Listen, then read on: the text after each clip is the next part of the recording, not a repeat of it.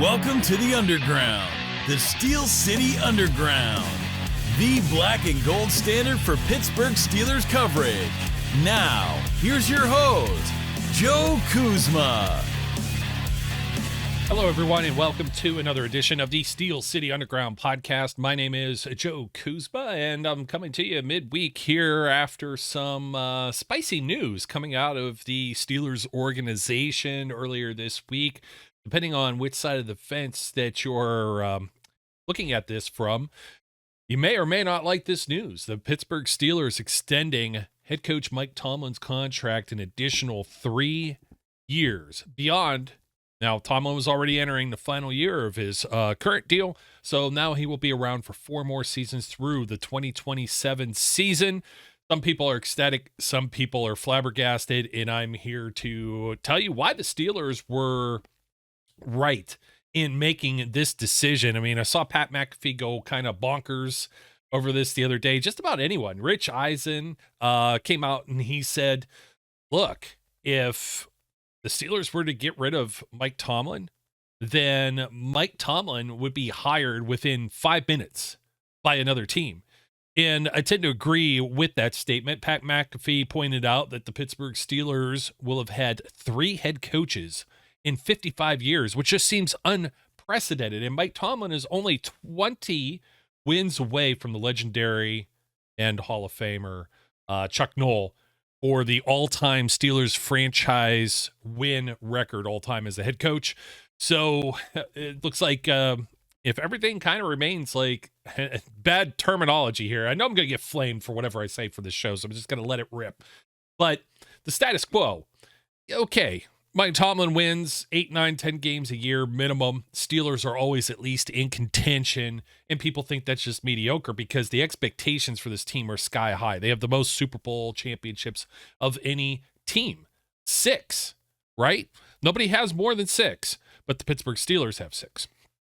And every year, the expectation is to win a Super Bowl. Now, that's goes without saying. There's 32 teams in the NFL that are saying that this time of year. June, July, August. Gets a little tougher to say that when you only have like 3 wins and you're in December. And I understand there's been some times where you just scratch your head with Mike Tomlin. And I just think that a lot of it is a byproduct of social media. It's even a byproduct of guys like me that are here on a podcast and just or have a blog and have the opportunity to say whatever hot takes end up coming to their mind. So with that said, I'm usually a pretty big defender of Coach Tomlin. And the main reason is I don't find it as annoying as the people like on The Fan, for example, out of Pittsburgh.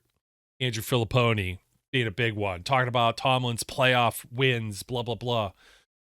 There's a lot more that goes into this than just playoff victories, right? And I know that seems a little bit crazy, but you're not even in the postseason in Buffalo last year if Mike Tomlin isn't your head coach. You take a look at the quarterbacks that the Pittsburgh Steelers had to play with, how they had to run with Kenny Pickett, Mitch Trubisky, and then, of course, Mason Rudolph, who I have a much higher opinion of than most people do, but still the same quarterback 3. You're 3 quarterbacks deep onto your depth chart. And you got to have the cojones in order to make the moves that he made. Benching Chukwuekorofo, putting Broderick Jones in. Like, first of all, he doesn't even start Broderick Jones as a left tackle. And people criticize that. But then if you have Chooks out there the whole season, or you move Dan Moore or whatever, there was a turnaround with this team, at least somewhat offensively, when that move was made. There was a turnaround with this team where he had to make the decision middle of the year. What was it, week 10 or 11 against Cleveland Browns? They lose that game, and he fires Matt Canada. He had got Matt Canada's ass out of the booth first, had him on the sideline to see if there was a change. And I know some of this is ownership. Some of this is the way the Steelers are just the way they run differently than other teams. A lot of times they've always built through the NFL draft, et cetera, et cetera. So Mike Tomlin, 17 years in, entering his 18th season as the Pittsburgh Steelers head coach. Like I said, 20 seasons off from the all-time mark. he's always going to get you into postseason contention. I forgot to mention the defense. Oh, my goodness. You lost Cole Holcomb. You lost Quan Alexander. You had Landon Roberts, who's meant to just kind of be a run-stopping linebacker. You had to bring Miles Jack off the street. You had to bring Michael Walker off the street. Mark Robinson, who has only been playing the position they're trying to develop. Every team gets these guys at the bottom of the roster trying to develop. Doesn't mean they're ready to play. Sometimes they are, sometimes they aren't. You look at Vince Williams, boom, 6th-round pick. Never looked back once he got that starting job. That's a credit to Vince Williams. It's a credit to Mike Tomlin putting him out there. Although there was somebody out there right before him. The name always escapes me. The guy had a terrible game, and he was gone in one game. But it seems like Mike Tomlin has been snake bitten over the years in people when they talk about playoffs. I mean, you look at this. Eric Rowe is another guy they picked up. Trenton Thompson, like a practice squad guy. Elijah Riley, a practice squad guy in that secondary. They're trying to, squeeze a little more life out of Patrick Peterson. You're playing a rookie, Joey Porter Jr., who's phenomenal. But how does this team in a division where no one had a losing record end up still making the postseason? And that's because of Coach Mike Tomlin. Okay. I think the decision that was made to extend Coach Tomlin is because of the defensive players that they have. In case Cam Hayward ends up coming back, he's looking at an extension as well. Article over at SteelCityUnderground.com just wrote Steelers deserving of an extension. I had to modify it because the Tomlin news came out as I was writing it for the next day. So Tomlin deserving, I believe, deserving of the extension. Cam Hayward's going to be looking at an extension too, but he makes a mountain of money right now, 35 years old. Defensive lineman could play a little bit longer in this league. Said he's looking really good right now. He was playing on, a torn groin all of last year. Whatever the injury was, he was hurt. And he was out. Then he came back and he was still playing hurt because he's a gladiator. He's a captain. He's a leader. He's not going to just sit on his ass and let everybody just run circles around him, right? So Mike Tomlin, they'll have to deal with some other extensions as well. But I'm basically thinking about, we don't know how far this is going to go with Russell Wilson and Justin Fields. And beyond this year, if you're without Mike Tomlin, you scrap it all and you start new with a quarterback and you start new with a new head coach. We've seen this fail so many times for so many teams. I mean, the Texans got lucky last year, I think, because they, I don't want to say tanked. I don't think they were intentionally bad. I just think they were a bad football team that ended up with a top pick to get CJ Stroud. Carolina Panthers moved in position to get Bryce Young. The Panthers have had 5 different coaches, interim and head coaches, over the last 2 years. And the Steelers are going to be looking at this at the end if Mike Tomlin's here for the full time of his extension. Doesn't mean he will be, but we kind of know how that works in Pittsburgh. They're not really willing to fire coaches. So he'll be here. It'll be 55 years with just 3 head coaches between Chuck Noll, Bill Cowher, and Mike Tomlin. And again, you look at, D'Amico Ryans, but look, and CJ Stroud, you look at the year before with the Texans, and they had Lovie Smith there for 1 year, and that doesn't work. And all the other teams that recycle some of these coaches or go with new coaches, I'm curious to see what happens with the New England Patriots. They lose Tom Brady, and then they ship Bill Belichick out the door. And I mean, Belichick, maybe the blooms come off a little bit. You didn't even have coordinators that were officially named or titled. And sometimes, people are looking for a fresh change, but I think this is more or less, you're looking at some guys in their late 20s, early 30s. I already mentioned Cam's in his mid 30s, but TJ Watt, Minka Fitzpatrick. The defense has always been, never really been questionable with Mike Tomlin. And snicker, sneer, laugh as much as you want. There are times where this guy is basically grabbed players off I almost wanted to say bums off the street. Not everybody's a bum. And then have to fit them in. At one time, this team had Blake Martinez on their roster last year. You even remember that? That's wild. And just anything that they can to try and, patch the holes from injuries, from bad fortune, bad luck. There's been a lot of that bad luck throughout Mike Tomlin's tenure. I was going to go through because I don't think he's solely to blame for playoff losses. And I think that's going to be a whole other show that I'm going to throw in on here. But you look back and everybody wants to complain that he hasn't won anything since you get back to 2016 season. They were in the AFC Championship game. And Ben Roethlisberger was throwing to guys like Jesse James and Kobe Hamilton. They had Le'Veon Bell healthy for the first time in the postseason. He gets hurt after setting a record in the first game against the Miami Dolphins in the wild card, and then breaking that record against the Kansas City Chiefs. That's not something they were prepared to do. And it happened like the year before that. You remember them losing against the Denver Broncos in the divisional game? Fitz Toussaint fumbles. They're on their way.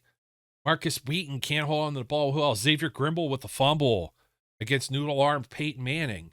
That team had the talent, and it just sucks because you go those 2 years, and in 2017, they have Martavis Bryant back too. 2017, high-flying offense. Todd Haley becomes the scapegoat here. 2 4th and 1s. They couldn't do whatever, but the turnovers, the turnover on downs, the offense, like there were other things here. Namely, Ben Roethlisberger with some turnovers in some cases. Losing Ryan Shazier. I've seen and I've debunked the myth a million times. It's like, well, they lost to the Jaguars in whatever year with David Garrard. David Garrard was a Pro Bowl player. Like, just people just want to like dump because that was a good Jacksonville Jaguars team with like Fred Taylor. I think Jimmy Smith may have been part of that back then. This team, don't quote me on all these because like, I get years mixed up, but that was a good Jaguars team. It's not like, the whole hum. There's a real problem if you were a Jaguars fan. Imagine being a fan of one of these other fan bases. What are the Raiders going to do this year? Number one, if you're a fan of the Raiders, did you follow them to Vegas? Maybe you did, maybe you didn't. Maybe you have a whole new team now. Just a dumpster fire. The whole stuff that happened when they threw $100 million at John Gruden. Look at the quarterbacks that have gone through there. Derek Carr was like subpar, and Jimmy Garoppolo trying to do some stuff last year. And who knows who what are they going to roll with this year? They got guys like Aiden O'Connell out there. You know what I mean? The Jets, perpetually just bad. I mean, the Browns have finally turned it around the last few years. They've had some talent. Kevin Stefanski and Andrew Berry are doing some things there that are better than anything that they had done the previous, almost 20 years or so since they returned in 1999. But just like, how miserable can you be as fans of certain fan bases? Arizona Cardinals, Cliff Kingsbury, outdoor, and they just change it over quarterbacks, and they draft, Josh Rosen, and he's terrible, and then they go and get Kyler Murray, then they give him a big bag, and then he doesn't play, and you end up with Josh Dobbs as your quarterback. There's like some real perpetual problems, not just like a year or two or whatever. Pittsburgh Steelers are at least in the conversation to be in the tournament, in the playoffs, in the postseason every single year. Each time that they missed out, they were the next team in. I think there was only 1 year early in Tomlin's career.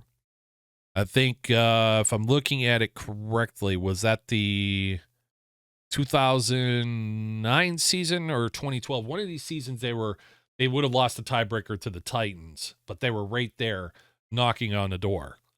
And that's all it takes. You saw Bill Cowher take a 6th seed all the way. New York Giants, 6th seed that year, the year they won it all, and beat Tom Brady in the Super Bowl. So all you got to do is that you just got to get your foot in the door and have a chance. I don't find not having a losing season, always winning, to be mediocre. I know mediocre means repeating the same things over and over, but to me, mediocre means it's terrible.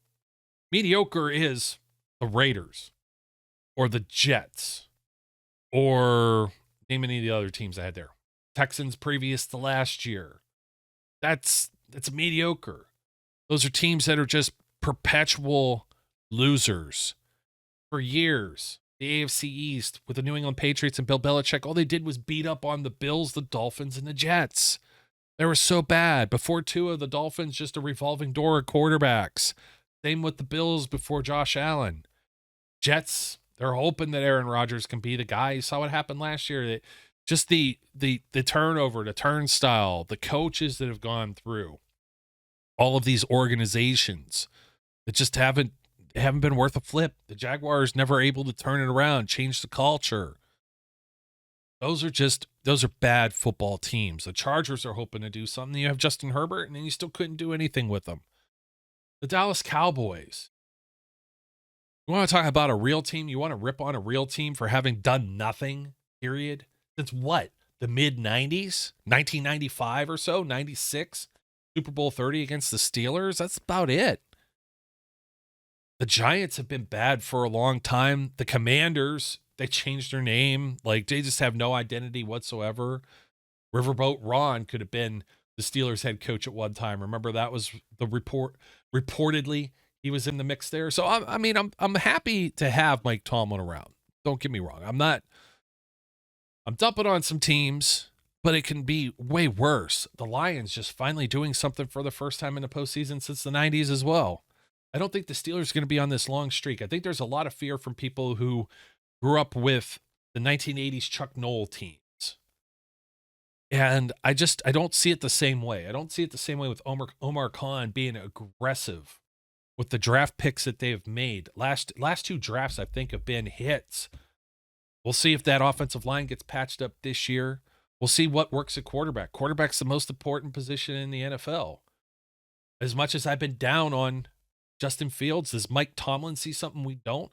Are they able to mold him into the player that everybody thought he was going to be when he was drafted in the first round several years ago? Chicago Bears, by the Bears. Trubisky, too. Bears there's another case example, a case in point there of a team that's to me, mediocre. It means you're a loser. You're not in the postseason. You sniff it here or there. Yeah, I know. A bunch of these other teams have had playoff wins before the Steelers have. I don't know that's all the Steelers' fault. Some other teams I should throw out there in this mix, too. I think I mentioned the Panthers. That's been bad. And then the Atlanta Falcons. They had Arthur Smith. Now he's the offensive coordinator for the Steelers. So we'll see. Really, your top running teams right now. I mean, the Bills have been competitive the last 5 or 6 years. The Ravens are always in that mix. The Kansas City Chiefs, multiple time Super Bowl champions with Patrick Mahomes and Andy Reid. Andy Reid had a stretch of 8 or 9 seasons without a playoff win between his end in Philadelphia and his beginning in Kansas City. The patience paid off for the Chiefs and their ownership. Class organization with the Hunts there. The 49ers, another team that's always in this. Jerry Jones, the Cowboys, they're kind of in it, but that's what some people, the Cowboys is the projection of what people think the Pittsburgh Steelers are and what Mike Tomlin is. And that couldn't be any further from the truth, in my opinion. Now, you've had a bunch of bad luck with Mike Tomlin. Oh, you're going to make some excuses. Yes, I am. Go to hell if you don't like it. That's the way I feel. Like, just chew on a straw or something. Get a sucker, because some people won't like that in the comments. But I don't care. I'm almost like tired of beating the dead horse about this with Mike Tomlin. You look at the years, like, okay, they lost with the Ravens. I mean, Ben Roethlisberger gets knocked out of games here too. They had to put Bruce Gradkowski. He threw like 2 or 3 passes in his career as a Steeler, and it was in the playoffs when they had Ben Tate as a running back. Ben Tate. You remember Ben Tate is? No, I don't either. Because they grabbed him off the street. He was just canned from the Cleveland Browns a week earlier. But no Lev Bell. Sabotaged. Hurt. The way I feel with the Cleveland or with the Cincinnati Bengals, those hits. Reggie Nelson. Guys like Vontaze Burfict taking players out. Knocking Antonio Brown silly so you don't have him in a playoff game. And Tomlin takes all the blame for all of this. Ryan Shazier, paralyzed on the field. And people just think that they're going to grab Sean Spence off the street and they're going to be able to do it. The year they go 11-0, they had to have they didn't even get to do their bye week. Their bye week was like taken away because the Titans and Ravens screwed up the COVID protocols. And then further screwed them up later. And you have you can't have the Ravens and Steelers play each other and expect anything out of that like the next week, right? These teams beat the crap out of each other. And this is exactly what ends up happening is you have like a Wednesday game that's at 3:00 because of all this COVID stuff. So they had already lost Devin Bush at one point during the season. Then they end up losing Bud Dupree. They lose 4 of the last 5 games after going 11-0. And lose to the Browns in a home game with no fans. It's bad. And I know, it gets shown up by Alex Van Pelt because Stefanski or whatever couldn't be there. They also didn't have Joe Hayden near the end of that stretch either. It sucks. And you rest some players, you try to make the right moves. And if Mason Rudolph completes another pass or 2 in the game before, the Browns will even make the postseason to embarrass the Steelers. I put in quotes at home because at least the Browns in Ohio, the Browns and Bengals were allowed to have like half a stadium full of fans that year with the whole COVID rules. 12-4 year. and you lose in the wild card. And that really didn't sit well with people because the previous loss before that was that 2017 game against the Jaguars, where it was just a shootout at home. Jaguars just really had their number that year, and I can't figure it out. The first game of those was Ben saying that maybe the old gunslinger doesn't have it. And, the turnovers in that game, too.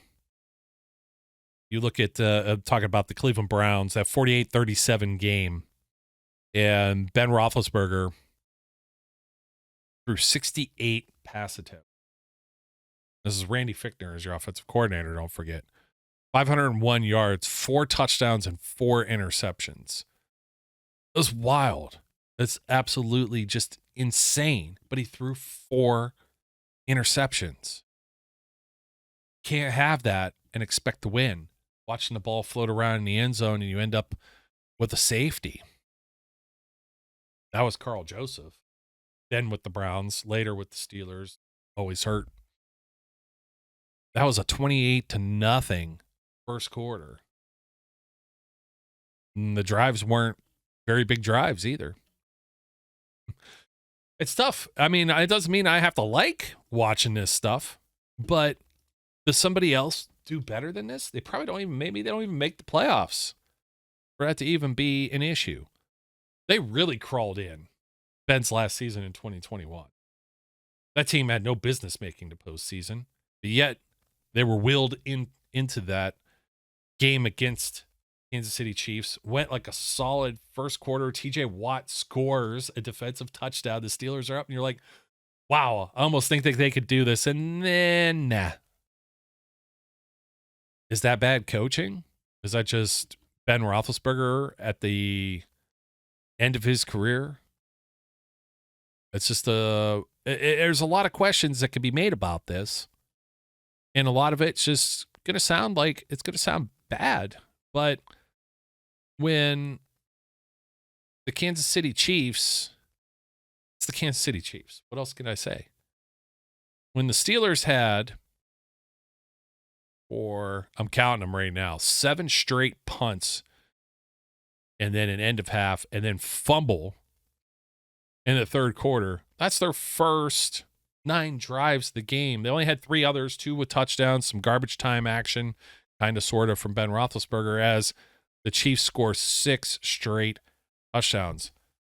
The offense, I don't think we have to tell anybody that Matt Canada was a major problem in Pittsburgh. You go back to the beginning of Mike Tomlin's tenure too, and I get sick of hearing this from different folks. I mean, his playoff wins, you put him against some other guys. I want to say like Don Shula's and John Madden's and players like that. He favorably compares. I haven't done the numbers in a few years. I'm going to try and pull them up here if I can find them. But as far as following the path of other Hall of Famers, as far as some other coaches, I mean, Madden got 100 regular season wins. He retired from coaching at age 42.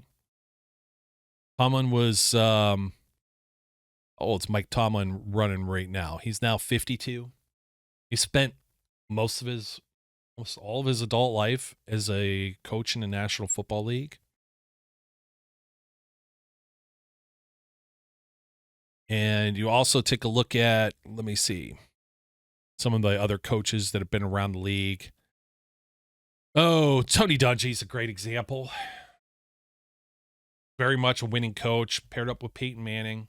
Has 1 chip to show for it. I know we say the same thing about Sean Payton. Other coaches over the years. Some people compare him to Marvin Lewis. Some people say Mike Tomlin was only good because he, here's my other coaches list. Marv Levy and Bill Parcells. Of those coaches, Tony Dungy, John Madden, Marv Levy, and Bill Parcells. Parcells is the only multiple-time winner. These were all the guys that just went into the Hall of Fame ahead of Jimmy Johnson and Bill Cowher. You could definitely count Cowher on this list, too. He only has 1 Super Bowl ring. Parcells the only guy that has more than 1. out of all of them. Tony Dungy always choking with Peyton Manning. But we come back around to Bill Cowher. It's always the people that want to say that Mike Tomlin inherited Bill Cowher's players. Yes and no. Lawrence Timmons and Lamar Woodley, those weren't ever guys that ever played under Bill Cowher. Bill Cowher, people just think that Cowher won a Super Bowl and rode off into retirement. He was still around for one more year as the Steelers tried to repeat and ended up going 8-8. Tomlin comes in, gets his team back to 10-6. They lost the wild card game against Jacksonville once again. And then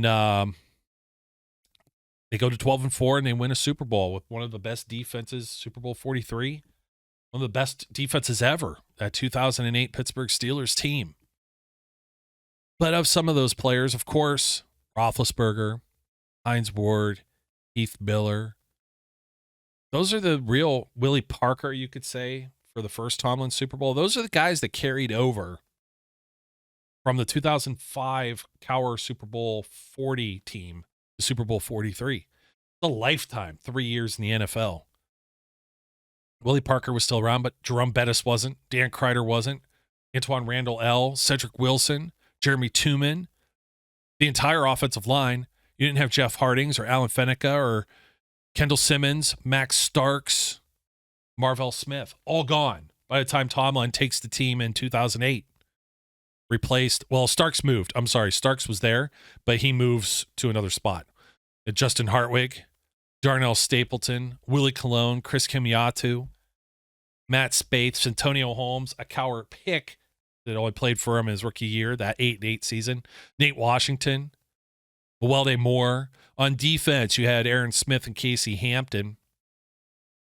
Brett Kiesel finally became a starter. Lamar Woodley was out there. James Ferrier and Larry Foote were still there. James Harrison becomes a starter in place of Joey Porter.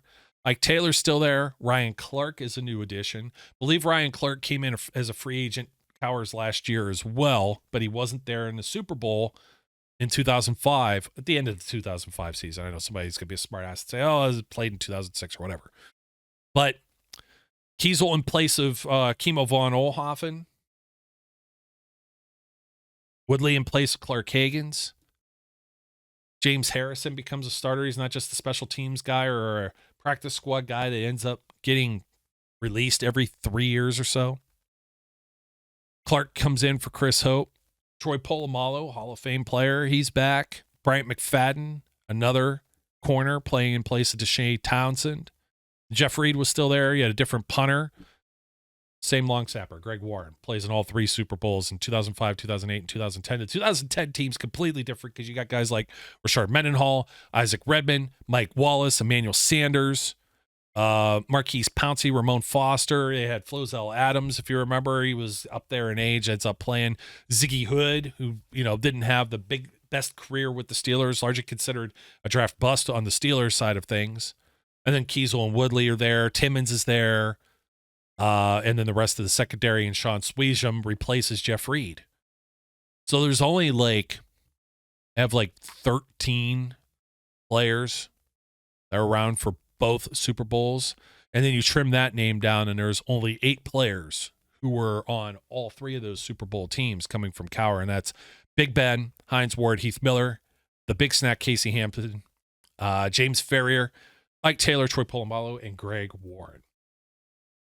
You need a little bit more than 8 guys in 3 phases of football. You need 22 just for offensive defense, and you still have several other rotational players. This isn't Madden where nobody, your stamina meter runs down in real life, right? You don't get to just run around and do arcade. Guys got to get a blow, get some water, this, that, and the other thing. So it's a very interesting dynamic because if you were to do the same thing with Bill Cowher, Rod Woodson, Armani Dawson, Greg Lloyd, wanted to say Eric Green, but he who shall not be named, Neil O something or other, that threw all the picks in the Super Bowl. Several other names. And then, of course, the trade for Bettis, the signing of Kevin Green in free agency. I want to say Darren Perry was also a Chuck Knoll. draft pick. Barry Foster, I believe, was a Chuck Noll draft pick. So there's like a lot of guys that came from the previous regime. That's just the way it works. If they fire Tomlin tomorrow and they bring in a new head coach, is anyone ever going to say, if the Steelers go the whole way, that these were Tomlin's players? You can make that argument for like a TJ Watt. You can't do that for Russell Wilson. So it's the same thing, just a different day, just a well-run organization. And I believe that the Steelers are making the right decision and having Mike Tomlin hang around. Hey, like I said, he might be extended. Does it mean he coaches out the full next 4 years? Stranger things have happened. I mentioned Gruden, mentioned other guys that have been hired and fired right on the spot right away after just a year on the job. They get bought out, their contracts. Yeah, somebody will say Rooney's cheap. That bugs me so much because there's so many guys that they make the highest paid at their positions for the first time, and they have a salary cap to spend too. You got guys like TJ Watt, Mar Woodley, Marquise Pouncey, Minka Fitzpatrick. Ben was doing okay with his salary as well. He was up there. That cap hit was almost $40 million his last season, where they had to back off and redo some of that. Cam Hayward, another guy that's been well paid. The only difference is that they hadn't gone out and spent and got some of those players, and they're starting to do that now. So we're going to see what this new look Steelers is going to be like. This isn't like the Pittsburgh Pirates or some other organizations, other sports, where they're just, you look at the Lakers, the Cavs in the NBA, they just fire coaches. They have like 80 games in a season to evaluate things, and the playoffs don't go the way that they do. They fire guys mid-season. You have time to rebound because you can play 20 games and get the concept. You can't do that. It's a 17-game season. It used to be a 16-game season. It doesn't work that way in the NFL. That's why it was so hard to fire Matt Canada. As much as, I didn't care for him. I'm not defending him whatsoever. But you're still running his playbook last year, even though Mike Sullivan and Eddie Faulkner were calling the plays. But that'll do it for me, folks. Curious to hear your thoughts. I do think that the Steelers, they play in a much more competitive division than, say, you try and put them on a pedestal against somebody like the New England Patriots. It just doesn't work that way. Like I said, the Bills and the Jets and the Dolphins, if they won 5 games, that was a successful season for them at points. They were pretty bad, but you've got players that they love Mike Tomlin. They come to Pittsburgh, not because Pittsburgh's this great place. You're not going to Miami. It's not South Beach. It's not the Big Apple. It's not LA. It's Pittsburgh. But they come here for Mike Tomlin, to play for Mike Tomlin. Russell Wilson is like a lovebird right now in how he praises Coach Tomlin. Probably after the situation he was just in Denver with Sean Payton, who could blame him? So before I sign off here, Mike Tomlin, future Hall of Famer. I know there's blowhards like Colin Cowher that are out there and are like, oh, you can't criticize this guy whatsoever. I don't even know that they believe all the smoke that they're blowing half the time. Mike Tomlin, longest tenured coach in the NFL, and specifically with only one franchise, has 11 playoff appearances, 7 division titles, 3 AFC championship games, 2 Super Bowl appearances. He's a Super Bowl champion as a head coach, also as an assistant with the Tampa Bay Buccaneers. He was the youngest head coach to win the Super Bowl at the time at age 36. The most consecutive non-losing seasons to begin a coaching career with 17. He's never had a losing season. What else do you want out there? This is success. It's just that hard with the parity in the NFL. You can't build the LA Dodgers in the National Football League. You can't build the super teams of the NBA in the National Football League. It doesn't work that way. NFL is all about parity and trying to make everything as competitive as possible. And this guy, he's right up there with like names like Joe Gibbs as far as consistency and winning. Would we like to see some playoff wins? Absolutely. And I think those are coming right around the corner. And knock on wood, this team stays healthy. And I think we're going to see some things change. has just been really snake bitten to say, well, he had all that talent and blew it. Where were they on the field? There was no Lev Bell out there. Half the time, Martavis Bryant wasn't out there. He was suspended or hurt himself. AB gets knocked out of a game. You got Ben Roethlisberger out there throwing the ball to himself, basically. No one that could run the football. D'Angelo Williams, who also got hurt, too. And that was after they learned their lesson and didn't have a backup for him. And that's because LeGarrette Blount, for as much as Mike Tomlin is a cheerleader, he sent some dudes packing. Melvin Ingram's, LeGarrette Blount's, etc. For better or for worse. So, folks, don't forget to like, comment, and subscribe. Leave a rating and review wherever you're listening or watching from. Until next time, my name's Joe Kuzma. And as always, we encourage our viewers and listeners out there to be safe, be good, and we'll catch you later. We would like to thank you for listening and remind our listeners to follow us on social media and our website, www.steelcityunderground.com.